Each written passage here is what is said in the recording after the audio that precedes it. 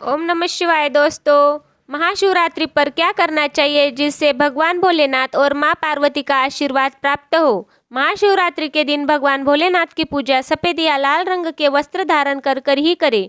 सफेद और लाल रंग के वस्त्र धारण कर कर भगवान भोलेनाथ का पूजन करना बहुत ही शुभ कारक माना जाता है। यदि संभव हो तो इस दिन पूजा में बिना सिले वस्त्र पहने। महाशिवरात्रि के पावन पर्व पर भगवान भोलेनाथ के शिवलिंग का पूजन अवश्य ही करें। शास्त्रों के अनुसार महाशिवरात्रि के दिन ही भगवान भोलेनाथ शिवलिंग के रूप में प्रकट हुए थे, इसलिए इस दिन शिवलिंग का पूजन करना सर्वश्रेष्ठ माना जाता है। शिवलिंग का पूजन करने से भगवान भोलेनाथ और माँ पार्वती की असीम कृपा प्राप्त होती है। वैसे तो महाशिवरात्रि पर भगवान भोलेनाथ का पूजन रात्रि के चारों प्रहरों में किया जाता है, लेकिन भगवान भोलेनाथ का पूजन प्रदोष काल में भी अवश्य करना चाहिए। प्रदोष काल स्वयं भगवान भोलेनाथ का काल होता है। मान्यताओं के अनुसार प्रदोष काल में स्वयं भगवान भोलेनाथ शिवलिंग में विराजमान होते हैं, इसलिए महाशिवरात्रि के पावन पर्व पर आप प्रदोष काल में भगवान भोलेनाथ का पूजन अवश्य ही करें। इस वर्ष की महाशिवरात्रि बहुत ही शुभ वारियम और सर्वसिद्धि योग में मनाई जाएगी। प्रदोष व्रत की शुरुआत 17 फरवरी 2023 शुक्रवार को रात 11:36 पर होगी और इसका समापन 18 फरवरी 2023 दिन शनिवार को रात 8:02 पर होगा। उदय तिथि के अनुसार प्रदोष का व्रत 18 फरवरी को रखा जाएगा। महाशिवरात्रि का मतलब है भगवान शिव का रात्रि के समय पूजन करना। इससे भगवान भोलेनाथ की अति प्रसन्न होते हैं और आपको मनचाहा वरदान मिलेगा। महाशिवरात्रि पर भगवान शिव के साथ माता पार्वती का पूजन अवश्य ही करें। ऐसा करने पर आपका भगवान शिव के साथ साथ माता पार्वती का भी आशीर्वाद प्राप्त होगा। महाशिवरात्रि पर भगवान शिव को बेलपत्र अवश्य ही समर्पित करिएगा। इस दिन भगवान शिव को अक्षत जरूर ही समर्पित करिएगा और रात्रि में जागरण अवश्य करना चाहिए, जिससे आपको महाशिवरात्रि का फल प्राप्त हो सके। महाशिवरात्रि पर भगवान शिव की पूजा करने से पहले भगवान श्री गणेश, भगवान कार्तिकेय, नंदी भी और माँ पार्वती का पूजन अवश्य ही करना चाहिए, नहीं तो आपको भगवान शिव का आशीर्वाद नहीं मिलेगा। इस दिन बैल को हरा चारा अवश्य खिलाना चाहिए, क्योंकि बैल को नंदी जी का स्वरूप माना जाता है, जो भगवान शिव का अत्यधिक प्रिय है। दोस्तों, शास्त्रों में ये भी वर्णित है कि महाशिवरात्रि के दिन क्या नहीं करना चाहिए जिससे कि भगवान भोलेनाथ आपसे रुष्ट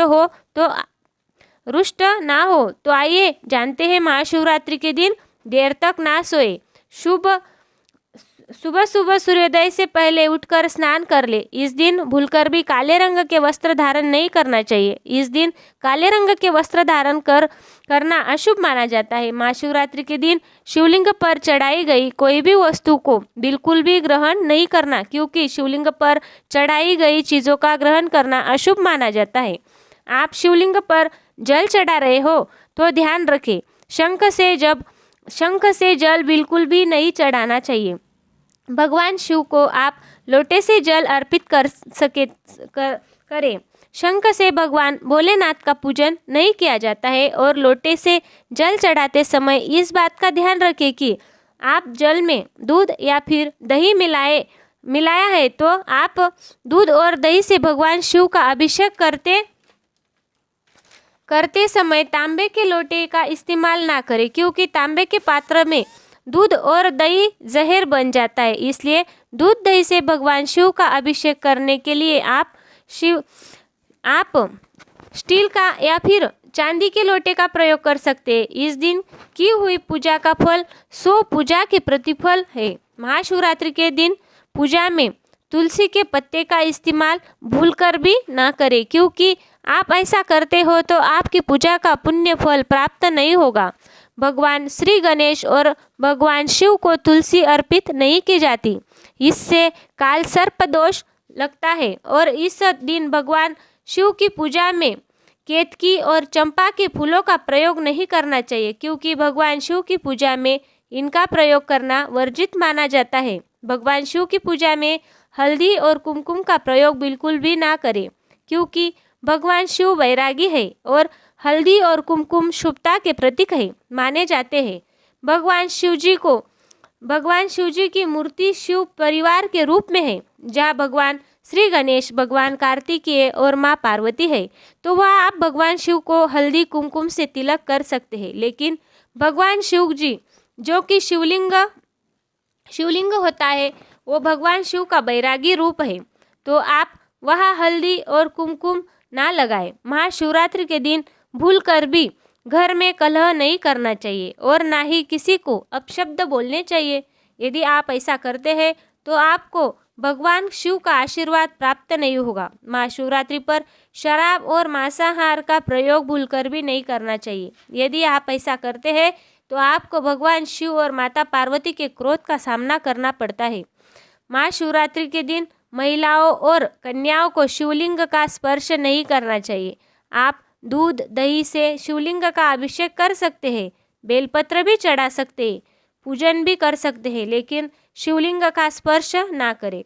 शिवलिंग पर आप जब जल चढ़ाते हैं तो वो जल आपके पैरों में नहीं आना चाहिए, ये क्योंकि उसे हम जल आरही के कहते हैं। शिवलिंग पर बहते ये जल को हमेशा अपने मस्तक पर स्थान देना चाहिए। उसका छींटा अपने बच्चों के ऊपर मारना चाहिए। इससे शरीर में शीतलता आती है और शरीर दोष, नज़र दोष और कई पीड़ाओं से मुक्त होता है। मन को शीघ्र ही शांति मिलती है। शिवलिंग की सदैव आधी परिक्रमा करनी चाहिए। इस बात का अवश्य ध्यान रखें।